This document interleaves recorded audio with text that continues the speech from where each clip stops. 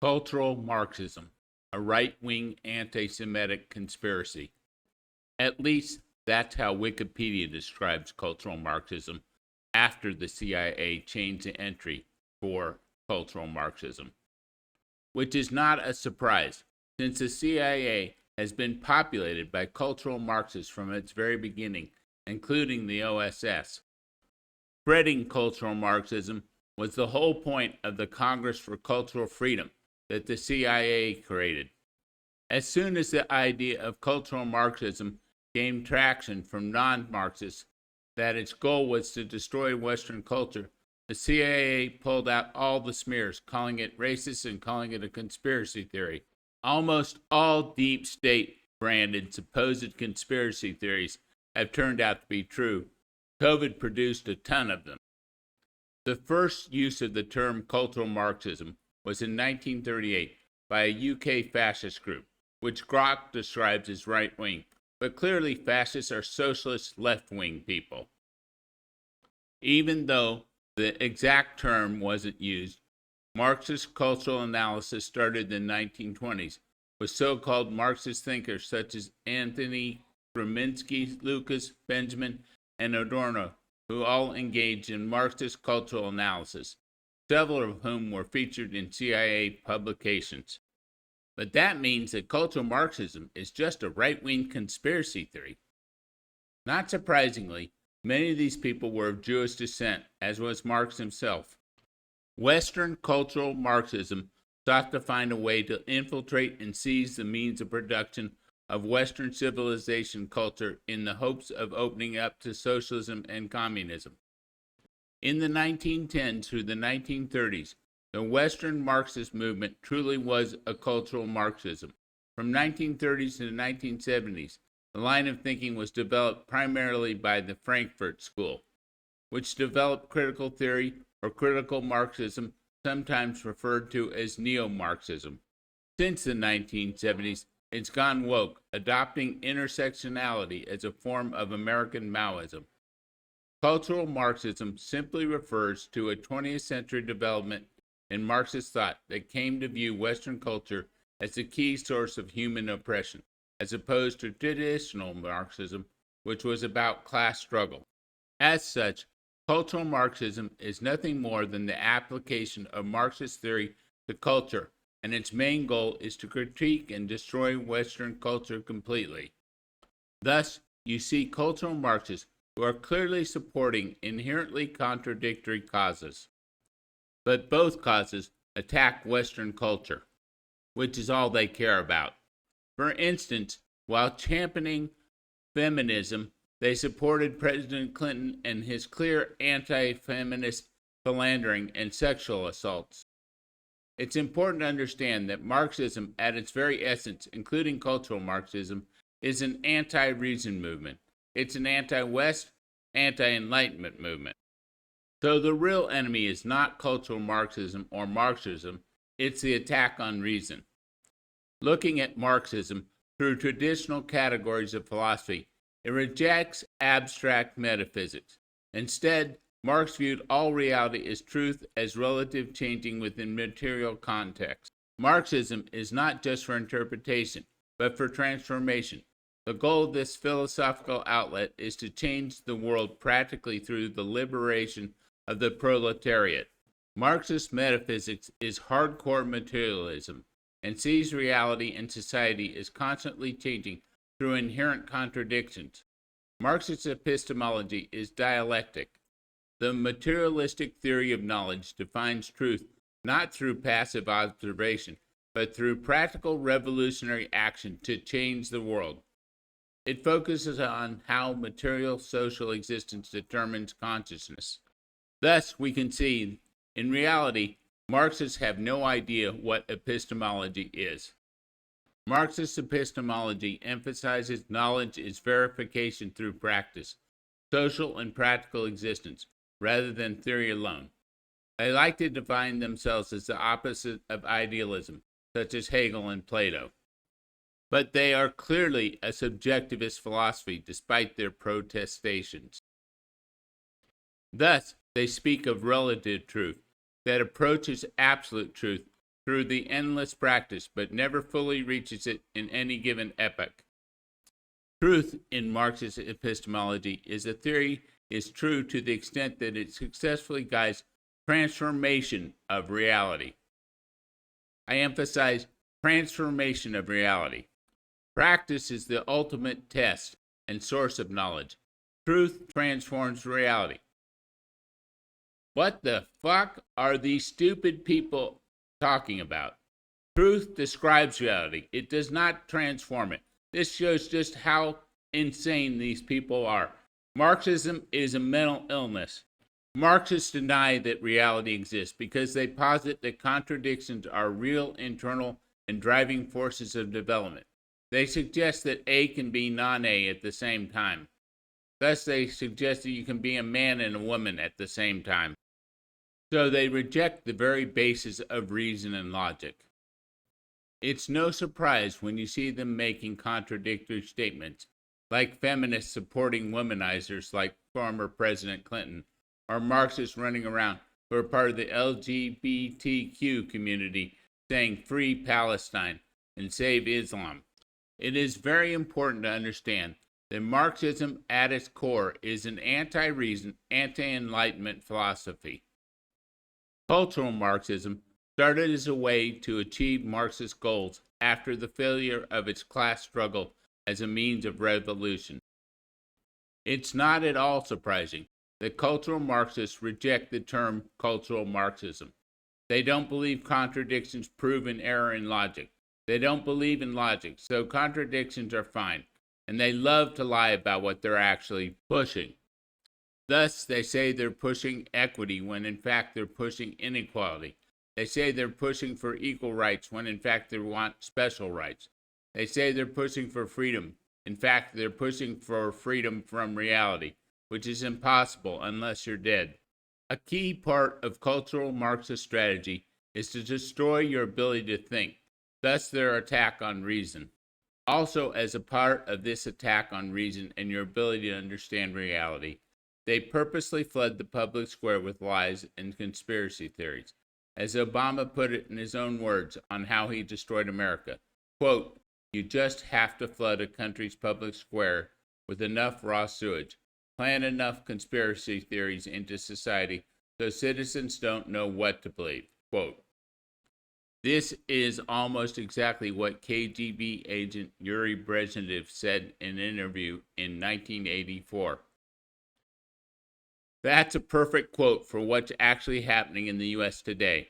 The CIA has been a big part of this, as has been the deep state. These people are committing treason. So cultural Marxism is real. It's not a conspiracy theory. It's not anti-Semitic. It's just that cultural Marxists don't like that they've been discovered. In fact, it's the same thing as critical theory. It's the same thing as Neo-Marxism. It's the same thing as wokeism. Cultural Marxists argue that Western culture itself, Christianity, the family, enlightenment, rationality, national identity, sexual norms, merit, individual, all produce false consciousness and domination. What the hell is false consciousness? Once again, showing these Marxists just spew gobbledygook. The goal of cultural Marxism is to critique, deconstruct Western culture to clear the way for a more socialist society, and critical theory is one of their main tools. Constant negative critique of existing society, which we see by the socialists and so-called Democrats all the time, and suppression of Western traditional ideas to liberate so-called progressive ones. Progressive here means socialist. It does not mean progress. Another interesting thing about cultural Marxism is its fusion with Freud, suggesting that sexual norms are a form of bourgeois repression. Later influences include identity politics, post-colonialism, queer theory, critical race theory, oppressor-oppressed binaries applied to race, gender, sexuality, West versus non-West, which is their main goal. The LGBTQ movement, climate change, DEI, gun control, woke, modern art, mass immigration, free Palestine, ozone hole, gender ideology, modern music, racism industry, feminism, men and women's sports, grapes of wrath, Catcher in the Rye, DDT, anti-nuclear movement, environmental movement, the China syndrome, Silkwood, Citizen Kane, transgenderism, gender transition, math is racist, Keynesian economics, modern monetary theory, it takes a village, social credit score, sexism, mansplaining, and the Green Party. What do all these things have in common? They're all cultural Marxism. It's very important that we understand that these are not separate issues. They're all the same issue. They're all cultural Marxism. They're all irrationalism, which is the ultimate point of Marxism. It is anti-reason, anti-enlightenment, anti-Western. They're all the same enemy, and treating them all as separate issues is what allows them to divide and conquer and confuse people. Until we treat these and understand that these are all the same issue, all pushed by the same cultural Marxist scumbags, there is no way that we can save Western society. As Millay says, we have to win the culture war. And to win the culture war, we have to understand that these are not separate issues, that each need to be taken on individually. We need to show that they are the exact same thing. For instance, the LGBTQ movement is not about equal rights, or that they're somehow discriminated against. It's about tearing down Western ideas of family and destroying our legal system through giving special rights to people who, quote unquote, are underprivileged. Climate change is not about protecting the climate for human beings. It's about destroying the climate. It's about reducing the human population. DEI is not about diversity. It's not about equity. It's not about inclusion. Diversity, in their opinion, is just different people who have different skin colors but the same opinion. Equity is the opposite of equality. It means special rights for certain people. Inclusion is the most exclusive thing in the world. It's just a standard cultural Marxist tactic to divide and get everyone fighting with each other. Gun control is not about making anyone safe. It's about controlling people. It's a standard cultural Marxist thing. Wokeism is an outgrowth of this. It's using the legal system to force people to hire certain people, or to shut up or cancel certain people, or censor them. Modern art has always been an attack on reason. Mass immigration, or replacement theory, is also designed to undermine the West. The whole point of cultural Marxism is to attack the West and Enlightenment values at every possible cultural case. The ozone hole was just complete nonsense, despite Margaret Thatcher supporting it. It was a natural phenomenon that occurs due to a lack of direct sunlight at the South Pole during winter. It had nothing to do with humans hurting the environment. There was no risk. We weren't saved because we didn't use aerosols anymore. Gender ideology is another thing that's designed to attack the family. It's not a separate issue. It shows the stupidity of Marxists. They think contradictions exist metaphysically in the real world. So they deny reality. In fact, they deny reality generally. They deny that you have a certain gender. Modern music was designed to be an attack on reason. Inherent within the modern musical movement is the conviction that music is not a static phenomenon defined by timeless truths and classic principles, but rather something that is intrinsically historical and developmental. Feminism has never been about giving women equal rights. It's about giving them special rights. It's an attack on reason and Western values. Men and women's sports is once again one of these anti-reason attacks, which denies that people have a gender. The Grapes of Wrath was a horrible book. It is a socialist diatribe. The Grapes of Wrath by John Steinbeck was read aloud as propaganda materials in some North Korean-controlled prisoner of war camps during the Korean War. Catcher in the Rye is another horrible book, forced on high school students, supposedly about the angst of being a teenager, but it's an anti-capitalist creed. Marxists love this book. That's why all our kids are forced to read it in high school. Every claim that Rachel Carson wrote about DDT was known to be false at the time she wrote it.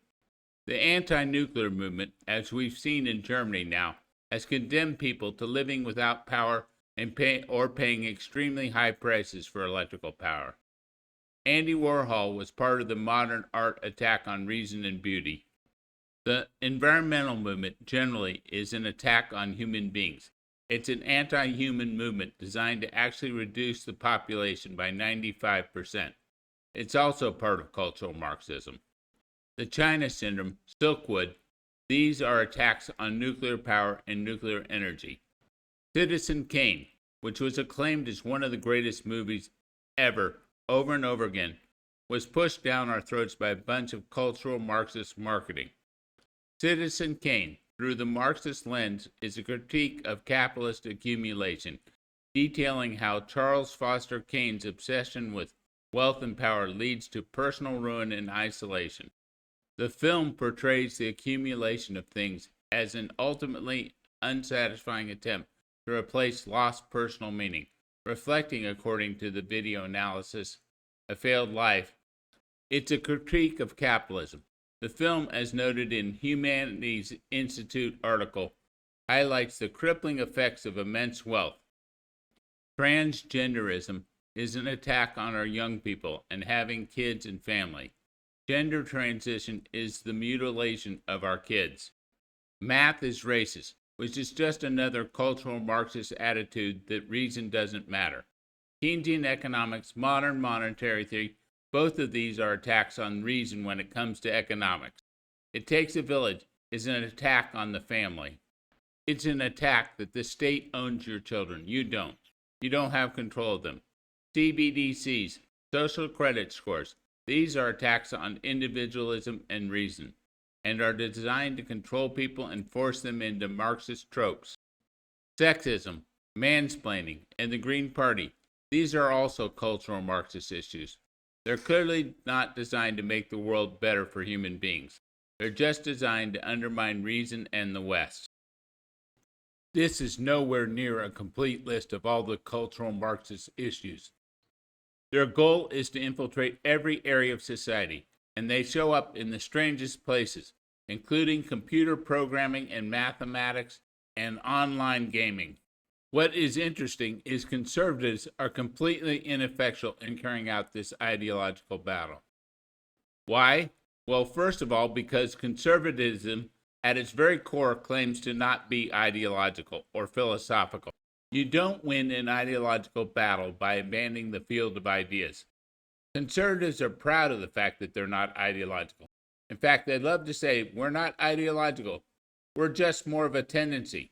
That is, a tendency to conserve, not a tendency to do anything particular. That's why conservatives focus on things like the fact that cultural Marxists are not religious. They're not Christians. In fact, cultural Marxists are willing to be any religion, including Islam, as we've seen over and over again. They're even willing to be Christian, as long as it undermines Western values. That's the whole point of liberation theology. Cultural Marxists love it when conservatives concentrate on the fact that they're attacking Christianity, because it distracts from their bigger project. Their main goal of their project is anti-reason, and conservatives have also abandoned reason. They've abandoned philosophy. I did a whole video on this. The father of conservatism is Edmund Burke, and he starts with the fraud of attacking the Enlightenment, attacking reason. He argues the French Revolution was an excess of reason, whereas the American Revolution was not a revolution at all. It was a conservative reformation, according to Burke. What a bunch of nonsense. These people will never win an ideological war.